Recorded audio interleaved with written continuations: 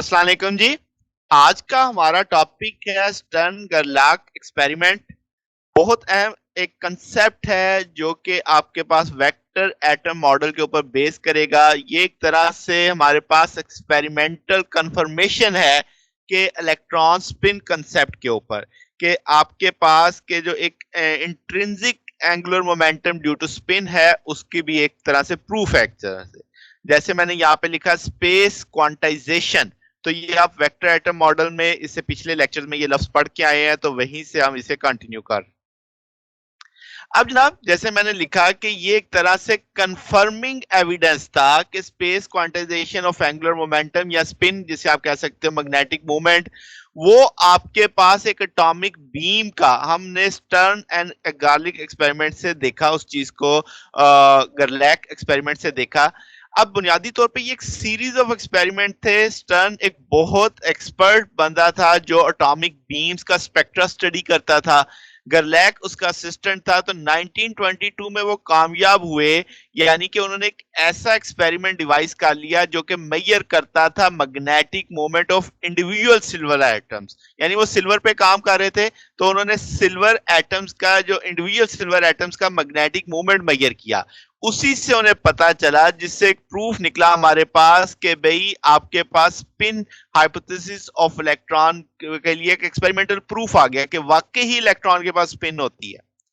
तो जनाब शुरू करते हैं एक्सपेरिमेंटल अरेंजमेंट। जैसे आप फिग में देख सकते हैं कि आपको एक वेल डिफाइंड बीम चाहिए सिल्वर एटम्स की।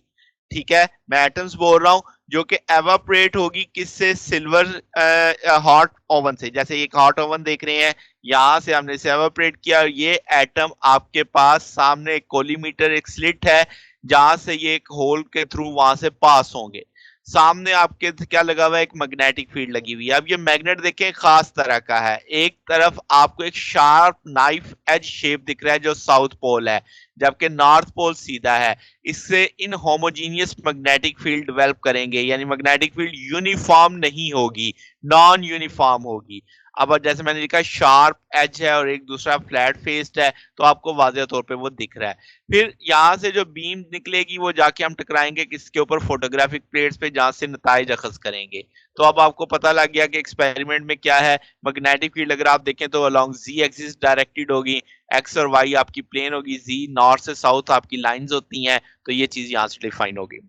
अब बेसिक प्रिंसिपल अगर हम बात करें किस चीज पे प्रिंसिपल बेस करता है, ये बेस करता है बिहेवियर ऑफ मैग्नेटिक डाइपोल, या आप एटॉमिक मैग्नेट कह लो। कि भाई आपके पास इलेक्ट्रॉन जब मूव करता है एक ऑर्बिट के अंदर तो एक टाइनी मैग्नेट के तौर पे बिहेव कर रहा होता है। ठीक है, तो अब हम चूंकि नॉन यूनिफॉर्म मैग्नेटिक फील्ड में देख रहे हैं, तो नॉन यूनिफॉर्म मैग्नेटिक फील्ड में जो डाइपोल टॉर्क एक्सपीरियंस करेगा वो अपने आप को अलाइन करने की कोशिश करेगा डाइपोल यानी पैरेलल टू द फील्ड के। तो डाइपोल मूव करेगा इन सच फील्ड के, जो अगर नॉर्मल फील्ड होगी तो वो एक स्ट्रेट लाइन में चला जाएगा, उसमें कोई डेविएशन नहीं आएगी। अच्छा, यहाँ पे अक्सर यहाँ पे मैंने जोर दिया था सिल्वर एटम्स पे। मैंने कहा था आइंस नहीं है। आइंस अगर होंगे तो आपके पास लॉरेंस फोर्स वाला कंसेप्ट आ जाएगा, वो हम नहीं यहाँ पे लाना चाह रहे, इसलिए आइंस को डिस्कस नहीं कर रहे, हम यहाँ पे एटम्स को एवोपरेट करवा रहे हैं। ठीक होगी बात, ये चीज ध्यान में रखनी है। फिर आगे क्या है कि जनाब कि आपके पास इन होमोजीनियस मैग्नेटिक फील्ड में जो डाइपोल जो एक्सपीरियंस करेगा एक ट्रांसलेटरी फोर्स भी एक्सपीरियंस करेगा।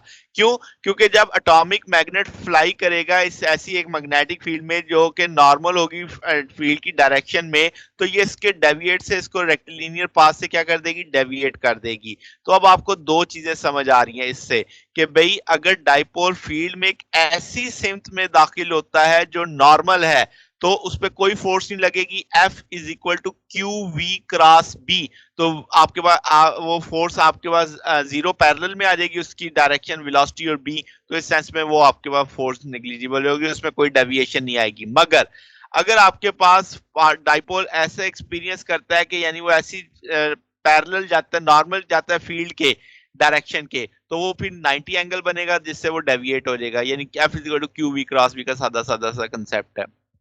अच्छा, तो अब आप इस फिग में जैसे देख सकते हैं कि सिल्वर एटम में जो एंगुलर मोमेंटम होता है या मैग्नेटिक मोमेंट होता है वो स्पिन ऑफ वैलेंस इलेक्ट्रॉन की वजह से आता है। तो म्यू यहाँ पे magnetic moment of silver atom के तौर पे आएगा। तो हम कहेंगे कि इन होमोजेनियस मैग्नेटिक फील्ड में जो ग्रेडियंट है यानी इन जी डायरेक्शन, तो वो एक मैग्नेटिक डाइपोल होगा, मैग्नेटिक मोमेंट एक्सपीरियंस करेगा एक translational force F Z.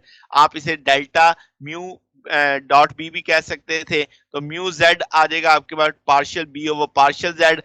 Partial B over partial Z हमेशा हमारे पास पॉजिटिव आएगा, ठीक है। और आपके पास म्यू जेड को हम लिख सकते हैं म्यू कॉज ऑफ थीटा के तौर पे। अब थीटा क्या है? थीटा एक ऐसा एंगल होगा जो मैग्नेटिक मोमेंट वेक्टर बनाएगा किसके साथ?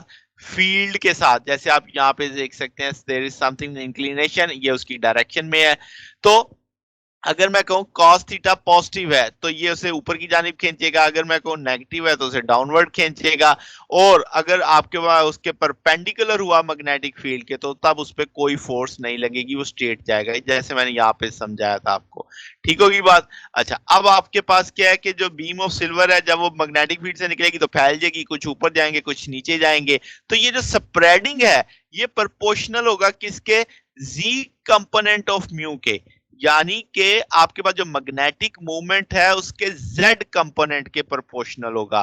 तो क्लासिकल फिजिक्स तो ये कहेगी कि आपके पास जो स्ट्रीम आउट पैटर्न है वो वर्टिकल डायरेक्शन में होगा फोटोग्राफिक प्लेट में, मगर स्टर्न और गर्लाक ने ऑब्जर्व किया कि जो बीम है ये दो हिस्सों में स्प्लिट हो जाती है।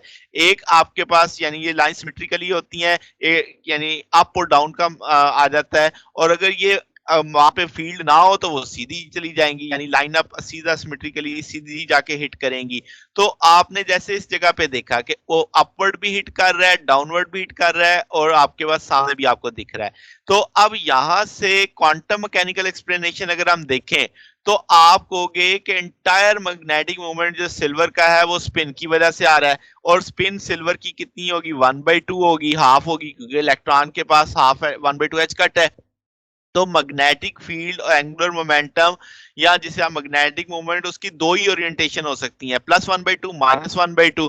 तो उसे हम parallel to B, anti parallel to B कहेंगे।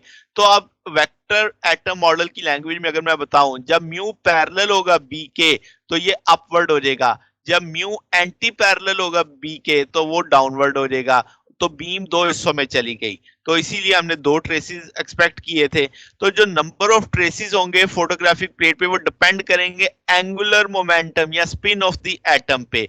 अब ये जो लाइन मैंने हाईलाइट की इसके नतीजे से हमें पता चलेगा क्या? जैसे एल्यूमिनियम, कॉपर, एल्कली मेटल्स के दो ट्रेसेस होते हैं, तो क्या मतलब उसके बाद दो स्पिन एंगुलर मोमेंटम होंगे। फिर आपके पास नाइट्रोजन, हैलोजन वगैरह 4 आपके पास ट्रेसेस देंगे, इसका मतलब उनके पास 4 एंगुलर मोमेंटम्स होंगे। ऑक्सीजन के 5, आपके पास आयरन के 9, कोबाल्ट के 10, और मरकरी और मैग्नीज के सिंगल ट्रेस आएगा, यानी एक सेंट्रल पोजीशन आएगी आपके पास। इसका मतलब इन एटम के पास कोई मैग्नेटिक मोमेंट नहीं होता, यानी इनके पास कोई स्पिन वाला मैग्नेटिक मोमेंट नहीं होगा। तो ये ना हमारा आज का टॉपिक था। ये रिजल्ट से कंक्लूजन्स भी हमने देख लिए, सादा सादा हमने रखा है, इसको मैथमेटिकल से अवॉइड करते हैं। जस्ट आपको मैंने समझाने की कोशिश की कि क्या रिजल्ट, कैसे हमारे पास प्रूफ आ गया कि भाई आपके पास एविडेंस कह लें कि स्पिन मैग्नेटिक मोमेंट का। तो ये ना हमारा आज का टॉपिक था। अगर आपको इसमें कोई बात पूछनी हो, डाउट हो, तो नीचे कमेंट्स में पूछ सकते हैं। वीडियो अच्छी लगी हो तो वीडियो को लाइक कीजिएगा, दोस्तों के साथ शेयर कीजिएगा, चैनल को सब्सक्राइब कर दीजिएगा। अब तक के लिए इतना ही, बकिया इंशाल्लाह फिर नेक्स्ट देखेंगे। ओके, अल्लाह हाफिज।